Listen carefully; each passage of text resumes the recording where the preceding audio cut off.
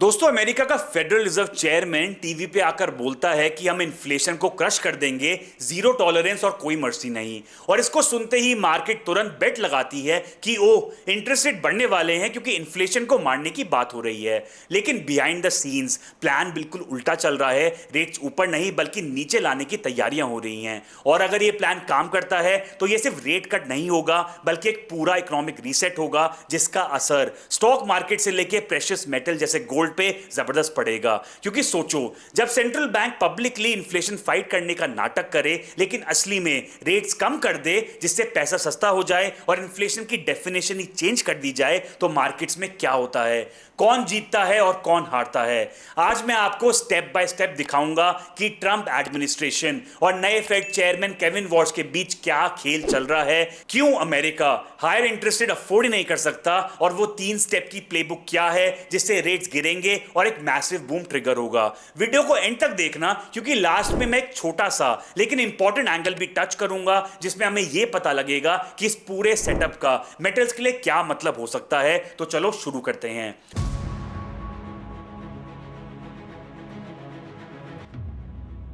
तो सबसे पहले कॉन्टेक्स्ट समझ लेते हैं।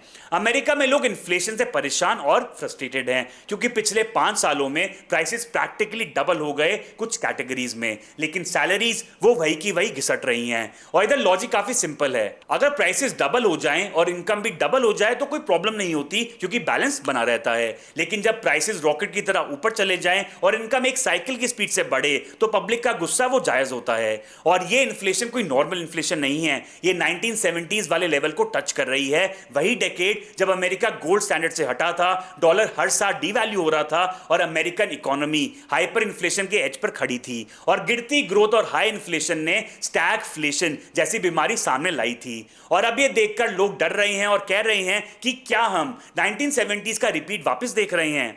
रिसेंट अमेरिका की सीपीआई रिपोर्ट में एक इंटरेस्टिंग चीज जरूर देखने को मिलती है, जहां 2020 के बाद पहली बार actual prices month over month गिरे। सिर्फ इन्फ्लेशन रेट स्लो नहीं हुआ बल्कि एक्चुअल प्राइसेस नीचे आए कुछ कैटेगरीज में। और मई से जून में इन्फ्लेशन रेट 4.2% से गिर के 3.5% पे आ गया। लेकिन सेलिब्रेट करने से पहले यह समझना भी जरूरी है कि यह ड्रॉप मोस्टली एनर्जी प्राइसेस की वजह से हुआ, क्योंकि एक वॉर की वजह से एनर्जी प्राइसेस बढ़े और वॉर के ठंडे पड़ते ही एनर्जी प्राइसेस नीचे आ गए। और सब एक्सपर्ट्स तो ये मान रहे हैं कि अगले महीने ये रिलीफ गायब हो जाएगा।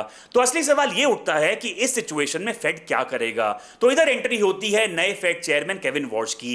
ये बंदा कांग्रेस, जो यूएस का पार्लियामेंट है, उसके आगे खड़े होकर बोलता है कि हमारी कमेटी के जो मेंबर्स हैं उनकी नो टॉलरेंस है बढ़ते इन्फ्लेशन के खिलाफ और हमें प्राइस स्टेबिलिटी वापस लानी है। ये सुन के लग रहा है ना कि ये बंदा फुल इन्फ्लेशन फाइटिंग मूड में चल रहा है।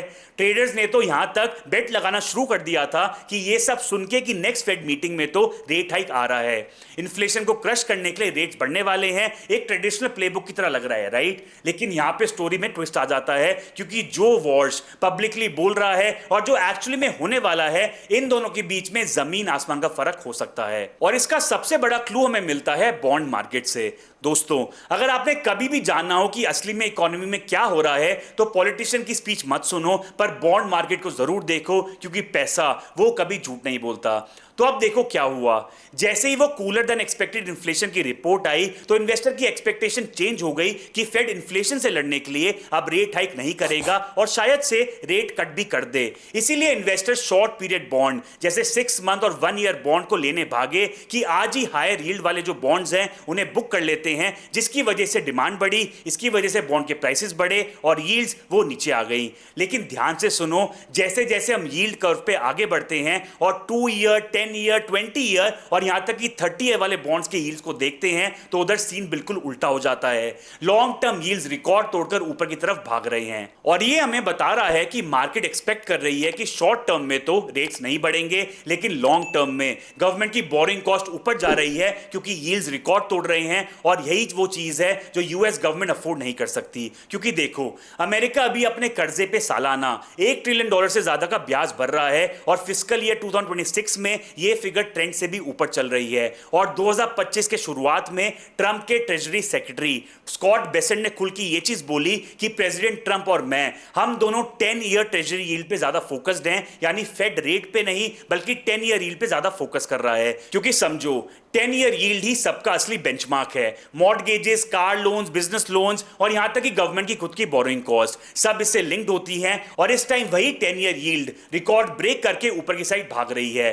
तो अब सवाल यह है कि जब ट्रंप एडमिनिस्ट्रेशन इस 10 ईयर यील्ड पे फोकस्ड है कि इसे हर हाल में नीचे लाना है, तो ये होगा कैसे? तो चलो इधर मैं आपको एक बात बताता हूं जो मेन स्ट्रीम मीडिया आपको कभी नहीं बताएगी। थ्योरी ये है कि जब इकोनॉमी में बहुत ज्यादा कर्जा हो, बहुत ज्यादा लेवरेज हो, तब इंटरेस्ट रेट बढ़ाने से इन्फ्लेशन कम नहीं होता। Wait what? ये क्या बकवास है? यही सोच रहे हो ना? रुको, लॉजिक समझाता हूं। अपनी पर्सनल लाइफ से सोचो इसे। अगर आपका credit card, car loan, home loan का इंटरेस्ट रेट बढ़ जाए तो आपकी लाइफ सस्ती होगी या फिर महंगी? ऑब्वियसली महंगी, क्योंकि जो पैसा सेविंग पे या फिर आपके पर्सनल खर्चे पे जाना था, अब वो ईएमआई भरने पे जा रहा है। ऐसे ही कंपनी की साइड से सोचो, आपके एम्प्लॉयर की बोरिंग कॉस्ट बढ़ गई, अब उसके पास पैसा कम है सैलरी बढ़ाने के लिए, नई हायरिंग के लिए, आरएनडी के लिए और यहां तक प्रोडक्शन बढ़ाने के लिए, क्योंकि ज्यादा पैसा अब ब्याज की तरफ जा रहा है, जिसकी वजह से प्रोडक्शन गिरेगी, सप्लाई कम होगी और प्राइसेस वो ऊपर जाएंगे। और ऐसे ही सरकार की बोरिंग कॉस्ट बढ़ेगी तो या तो वो ज्यादा टैक्स मांगेगी या ज्यादा पैसा बोरो करेगी और वो पैसा इकोनॉमी से ही खींचा जाएगा बॉन्ड्स इशू करके। अब इधर एक और इंटरेस्टिंग चीज सामने आती है, M2 मनी सप्लाई, यानी टोटल पैसा जो इकोनॉमी में है उसका चार्ट देखो। 2020 से इंटरेस्ट रेट कंसिस्टेंटली ऊपर बढ़ रहे हैं और मनी सप्लाई भी सिर्फ ऊपर की तरफ जा रही है। बस मार्च 2022 से मिड 2023 तक थोड़ा सा डिप आया था, उसके अलावा नॉन स्टॉप ग्रोथ, क्योंकि याद रहे डॉलर लोन से ही पैदा होते हैं। Money is always lent into existence. जब तक रेट हाइक इतना बड़ा ना हो जाए कि पूरी इकोनॉमी ही अपना कर्जा कम करने लगे, तब तक मनी सप्लाई नहीं गिरती। और अगर मनी सप्लाई ना गिरे तो रेट हाइक से सिर्फ कॉस्ट बढ़ती है, प्रोडक्शन गिरती है और इन्फ्लेशन और ज्यादा ऊपर जाता है। अब इसको फ्लिप करके सोचो, अगर इंटरेस्ट रेट कम कर दिए जाएं जिससे सबकी बोरिंग कॉस्ट गिर जाए, मॉर्टगेजेस 5 से 4%, कार लोन 10 से 6%, क्रेडिट कार्ड 25 से 12%, यानी लाइफ सस्ती, और वैसे ही कंपनीज के पास अब एक्स्ट्रा कैश फ्लो जिससे सैलरीज हाइक, हायरिंग और फैक्ट्री सब बढ़ सकती हैं, वैसे ही गवर्नमेंट का इंटरेस्ट बिल 1 ट्रिलियन से $750 बिलियन या फिर $500 बिलियन, और स्टॉक मार्केट अर्निंग्स एक्सप्लोड और बॉन्ड प्राइसेस भी ऊपर, क्योंकि जब रेट्स गिरते हैं तो बॉन्ड्स बढ़ते हैं। इंटरेस्टिंग थ्योरी है ना? अब देखो ये थ्योरी ट्रम्प वॉर्स के प्लेबुक में कैसे फिट होती है, इसको ध्यान से सुनना। स्टेप 1, इन्फ्लेशन को रीडिफाइन करो। केविन वॉर्स ने फेड के अंदर एक नई टास्क फोर्स बनाई है स्पेसिफिकली इन्फ्लेशन डेटा कलेक्शन के तरीके बदलने के लिए। अब कोइंसिडेंस देखो, एक इंडिपेंडेंट प्राइवेट मेजर है जिसे ट्रूफ्लेशन कहते हैं। उनके नंबर्स के हिसाब से ईयर ओवर ईयर इन्फ्लेशन अभी सिर्फ 1.92% है। ऑफिशियल सीपीआई 3.5% बोल रहा है और ये प्राइवेट मेजर कह रहा है 2% से भी नीचे। तो सिनेरियो समझो, अगर फेड अपना डेटा कलेक्शन चेंज करे और नया डेटा दिखाए कि अरे इन्फ्लेशन तो ऑलरेडी 2% से नीचे है, तो सडनली रेट कट जस्टिफाई हो जाता है। पब्लिकली इन्फ्लेशन फाइटर बनो और डेटा की डेफिनेशन बदल के विक्ट्री डिक्लेयर कर दो। जीनियस या फिर डेंजरस आप डिसाइड करो। Step 2, bank deregulation. ये वो है जो कोई डिस्कस नहीं कर रहा। अभी बैंक्स पे एक रूल है सप्लीमेंट्री लेवरेज रेशियो, शॉर्ट में एसएलआर का। ये लिमिट करता है कि बैंक्स कितना लेंड कर सकते हैं, और जब बैंक्स यूएस ट्रेजरीज खरीदते हैं तो ये बाइंग भी लिमिटेड हो जाती है। थ्योरी ये है कि इस साल के सेकेंड हाफ में ट्रेजरी और फेड मिलकर ये एसएलआर हटा देंगे। इसका मतलब बैंक्स अनलिमिटेड ट्रेजरीज खरीद सकते हैं बिना रिस्क लिमिट्स टच किए। बैंक्स का ट्रेजरी बाइंग बिन शुरू होगा, जिससे डिमांड बढ़ेगी, प्राइसेस ऊपर जाएंगे और लॉन्ग टर्म यील्ड्स, वही 10 ईयर जिस पे बेसेंट फोकस्ड हैं, नीचे आएंगे बिना फेड के ऑफिशियली कुछ करे। Step 3, private lending boom. और बैंक्स के पास जो एक्स्ट्रा लेंडिंग कैपेसिटी बचेगी वो प्राइवेट सेक्टर में जाएगी, बिजनेसेस सस्ता रिफाइनेंस करेंगे। लेकिन यहां पे की डिफरेंस है 2020 से। 2020 में फ्री चेक्स बांटे गए थे बिना किसी प्रॉफिट इंसेंटिव के, वही असली इन्फ्लेशन बॉम्ब था। लेकिन बैंक लोन में प्रॉफिट इंसेंटिव होता है जहां बैंक को पैसा वापस चाहिए होता है, इसीलिए लोन्स प्रोडक्टिविटी से टाइट होते हैं। तो फाइनली फॉर्मूला ये बनता है, नया डेटा बोलेगा इन्फ्लेशन लो है, प्लस रेट्स गिरेंगे, प्लस बैंक डीरेगुलेशन से लेंडिंग फ्लड होगा, जिससे एक मैसिव इकोनॉमिक और मार्केट बूम आएगा।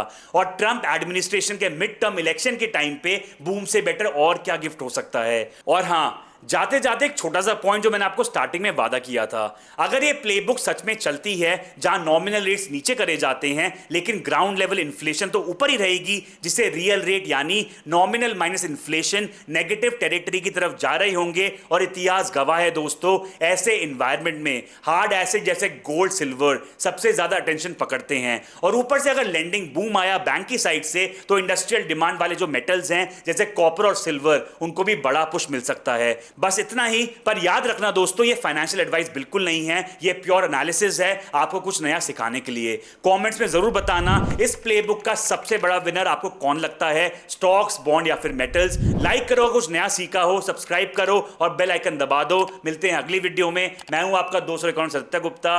टेक केयर, स्टे अवेयर, जय हिंद।